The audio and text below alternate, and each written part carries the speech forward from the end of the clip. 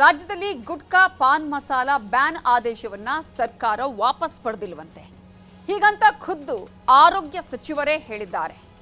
Gutka paan masala ban ಖಚಿತ ಖಚಿತ ನಿಶ್ಚಿತ ಅಂತ ಖುದ್ದು ಆರೋಗ್ಯ ಸಚಿವರೇ ಕನ್ಫರ್ಮ್ ಮಾಡಿದ್ದಾರೆ. ಆದರೆ ಯಾವ ರೀತಿ ಅನ್ನೋದನ್ನ ತೋರಿಸ್ತೀವಿ ನೋಡಿ. ರಾಜ್ಯದಲ್ಲಿ ಗುಟ್ಕಾ ಬ್ಯಾನ್ ಹಿಂದೆ ಸರಿಯೋ ಮಾತೇ ಇಲ್ಲ. ಗುಟ್ಕಾ ಬ್ಯಾನ್ ಯಾವ ರೀತಿ ಸರ್ಕಾರ ಹೇಳ್ತಾ ಇರುವುದೇನು? ಪಾನ್ ಬ್ಯಾನ್ ಅಡಿಕೆಗಿಲ್ಲ ಚಿಂತೆ, ಆದ್ರೂ ಬೆಳೆಗಾರರಿಗೆ ಆತಂಕ ಏಕೆ? ಗುಟ್ಕಾ ಬ್ಯಾನ್ ಅಂದ್ರೆ ಗುಟ್ಕಾ ವ್ಯಸನಿಗಳು ಚಿಂತೆ ಮಾಡ್ತಾರೋ ಇಲ್ವೋ, ಆದ್ರೆ ಅಡಿಕೆ ಬೆಳೆಗಾರರು ಮಾತ್ರ ಆಕ್ರೋಶ ವ್ಯಕ್ತಪಡಿಸ್ತಾರೆ. ಯಾವುದೇ ಕಾರಣಕ್ಕೂ ಗುಟ್ಕಾ ಬ್ಯಾನ್ ಮಾಡಬಾರ್ದು ಅಂತ ಹೇಳ್ತಾರೆ. 4-5 ದಿನಗಳ ಹಿಂದೆಯೂ ಅದೇ ರೀತಿ ಆಗಿತ್ತು. ಗುಟ್ಕಾ ಬ್ಯಾನ್ ಅಂದ ತಕ್ಷಣ ಕೆಲವು ಶಾಸಕರೆಲ್ಲ ಸೇರಿ ಸಿಎಂ ಭೇಟಿಯಾಗಿದ್ರು. ನಿರ್ಧಾರ ವಾಪಸ್ ಪಡೆಯುವಂತೆ ಮಾಡಿದ್ರು. ಗುಟ್ಕಾ ಬ್ಯಾನ್ ಇಲ್ಲ ಅಂತ ಸಿಎಂ ಬಾಯಲ್ಲೇ ಹೇಳಿಸಿದ್ರು. ಆದ್ರೆ ಈಗ ಮತ್ತೊಮ್ಮೆ ಆರೋಗ್ಯ ಸಚಿವರು ಗುಟ್ಕಾ ಬ್ಯಾನ್ ಎಂದಿದ್ದಾರೆ. ಆದೇಶ ಎಲ್ಲಿಯೂ ಕೂಡ ಹಿಂದೆ ಪಡೆದಿಲ್ಲ ಮತ್ತು ಇದರ ಬಗ್ಗೆ ಮುಖ್ಯಮಂತ್ರಿ ಬೇಕಾದ್ರೆ ನಾವು ಕೂಡ ಚರ್ಚೆ ಮಾಡಿ ಮತ್ತೆ ನಮಗೆ ತಿಳಿಸಿ ಹೇಳ್ತೇವೆ. ಇದರಿಂದ ಅಡಿಕೆ ಬೆಳೆಗಾರರಿಗೆ ಯಾವುದೇ ತೊಂದರೆ ಇಲ್ಲ.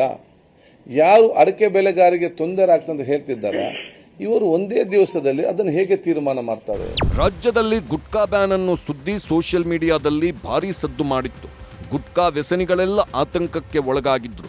ಚಿಲ್ಲರೆ ಅಂಗಡಿಗಳ ಮಾಲೀಕರು ಚೀಲಗಳಲ್ಲಿ ಗುಟ್ಕಾವನ್ನ ತುಂಬಿಸ್ಕೊಂಡು ಹೋಗಿ ಅಂಗಡಿಗಳಲ್ಲಿಟ್ಟಿದ್ರು. ಕೆಲವು ಕಡೆಯಂತೂ ಇನ್ನು ಗುಟ್ಕಾ ಸಿಗಲ್ಲ, ಇದೇ ಲಾಸ್ಟ್ ಸ್ಟಾಕ್ ಅಂತ ಡಬಲ್ ತ್ರಿಬಲ್ ಬೆಲೆಗೆ ಗುಟ್ಕಾ ಮಾರಾಟ ಮಾಡಿದ್ರು.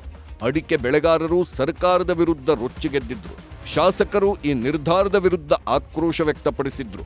ಗುಟ್ಕಾ ಬ್ಯಾನ್ ಅನ್ನೋ ವಿಚಾರಕ್ಕೆ ಆಕ್ರೋಶ ವ್ಯಕ್ತವಾಗ್ತಾ ಇದ್ದಂತೆ ಸರ್ಕಾರ ಸಹ ಈ ನಿರ್ಧಾರದಿಂದ ಹಿಂದೆ ಸರಿಯುವ ಹೇಳಿಕೆ ಕೊಟ್ಟಿತ್ತು. ಕೈ ನಾಯಕರು ಇದು ಅಡಿಕೆ ಬ್ಯಾನ್ ಅಲ್ಲ, ಅಡಿಕೆ ಬೆಳೆಗಾರರು ಆತಂಕ ಪಡುವ ಅಗತ್ಯ ಇಲ್ಲ ಅಂತ ಹೇಳುವ ಪ್ರಯತ್ನ ಮಾಡಿದ್ರು. ಸರ್ಕಾರ ಬ್ಯಾನ್ ಮಾಡ್ತಾ ಇರೋ ಗುಟ್ಕಾದಿಂದ ಅಡಿಕೆಗೆ ಯಾವುದೇ ರೀತಿಯ ಸಮಸ್ಯೆ ಇಲ್ಲ ಅಂತ ಹೇಳಿದ್ರು.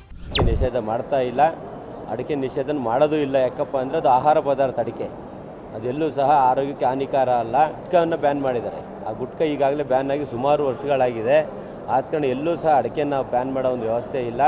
ಅಡಿಕೆ ಜೊತೆಗೆ ಎಲ್ಲಾದರೂ ನಿಕೋಟಿನ್ ಹಾಗೂ ತಂಬಾಕು ಅಂದರೆ ಒಂದೇ ಪ್ಯಾಕೆಟ್ನಲ್ಲಿ ಮಿಶ್ರಣ ಆಗಿ ಬಂದರೆ ಅಡಿಕೆ ಒಳಗೆ ಅಂಥ ಒಂದು ವಸ್ತುಗಳನ್ನ ಪದಾರ್ಥನ ಮಾತ್ರ ನಾವು ಬ್ಯಾನ್ ಮಾಡ್ತೀವಿ. ಯಾವುದೇ ಕಾರಣಕ್ಕೂ ನಾವು ಅಡಿಕೆ ಬ್ಯಾನ್ ಮಾಡೋದಿಲ್ಲ. ಗುಟ್ಕಾ ಬ್ಯಾನ್ ಮಾಡಿಲ್ಲ, ಮಾಡೋದೂ ಇಲ್ಲ, ಕಾಂಗ್ರೆಸ್ ಶಾಸಕರೇ ಹೇಳಿದ್ರು.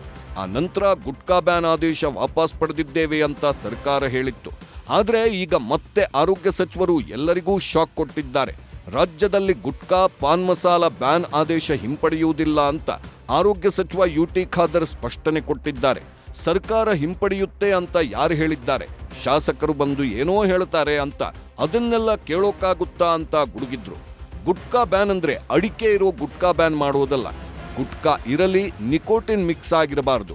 ಗುಟ್ಕಾ ಪಾನ್ ಮಸಾಲ ನಿಕೋಟಿನ್ 3 ಒಂದೇ ಪಟ್ಟಣದಲ್ಲಿ ಬರಬಾರ್ದು.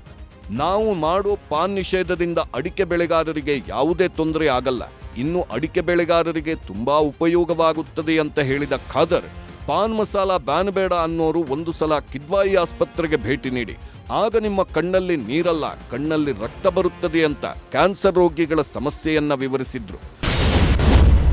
ತಂಬಾಕು ನಿಕೋಟಿನ್ ಹೊಂದಿರೋ ಗುಟ್ಕಾಗಳನ್ನ ಬ್ಯಾನ್ ಮಾಡಲಾಗ್ತಾ ಇದೆ. ಒಂದೇ ಪ್ಯಾಕೆಟ್ನಲ್ಲಿ ಗುಟ್ಕಾ ಪಾನ್ ನಿಕೋಟಿನ್ ಇರಬಾರ್ದು. ಪ್ರತ್ಯೇಕ ಪ್ಯಾಕೆಟ್ನಲ್ಲಿರೋ ತಂಬಾಕು ನಿಕೋಟಿನ್ಗೂ ನಿಷೇಧ ಇರಲಿದೆ. ಸಾಚೆಟ್, ಪೌಚ್, ಪ್ಲಾಸ್ಟಿಕ್ ಪಾಕೆಟ್ನ ಗುಟ್ಕಾಗಳನ್ನ ಬ್ಯಾನ್ ಮಾಡಲಾಗ್ತಾ ಇದೆ. ಪಾನ್ ಮಸಾಲ ಪ್ಯಾಕಿಂಗೂ ಹೊಸ ನಿಯಮಗಳನ್ನ ತರಲಾಗಿದೆ.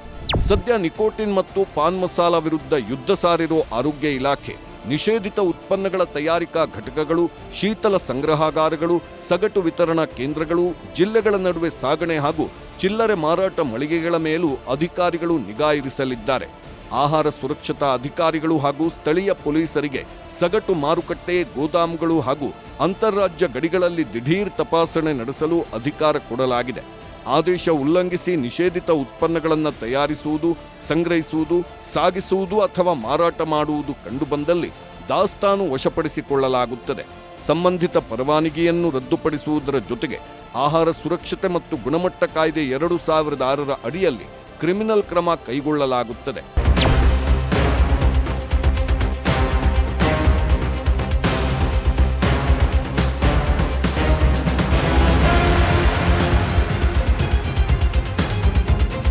ದೇಶಾದ್ಯಂತ ಪಾನ್ ಮಸಾಲ ಉತ್ಪನ್ನಗಳ ಪ್ಯಾಕೇಜಿಂಗ್ ನಿಯಮಗಳನ್ನು ಮತ್ತಷ್ಟು ಬಿಗಿಗೊಳಿಸಲಾಗಿದ್ದು 2026ರ ಪ್ಯಾಕೇಜಿಂಗ್ ತಿದ್ದುಪಡಿ ನಿಯಮಗಳ ಪ್ರಕಾರ ಪ್ಲಾಸ್ಟಿಕ್ ಮತ್ತು ಲೋಹದ ಲ್ಯಾಮಿನೇಟೆಡ್ ಪ್ಯಾಕೇಜಿಂಗ್ ಬಳಕೆಗೆ ನಿರ್ಬಂಧ ವಿಧಿಸಲಾಗಿದೆ. ಪರಿಸರ ಸ್ನೇಹಿ ಸೆಲ್ಯುಲೋಸ್, ಪೇಪರ್ ಬೋರ್ಡ್ ಹಾಗೂ ನೈಸರ್ಗಿಕ ರಿಜಿಡ್ ಕಂಟೈನರ್ಗಳಂತಹ ಪರ್ಯಾಯ ವಸ್ತುಗಳ ಬಳಕೆಗೆ ಆದ್ಯತೆ ನೀಡಲಾಗಿದೆ.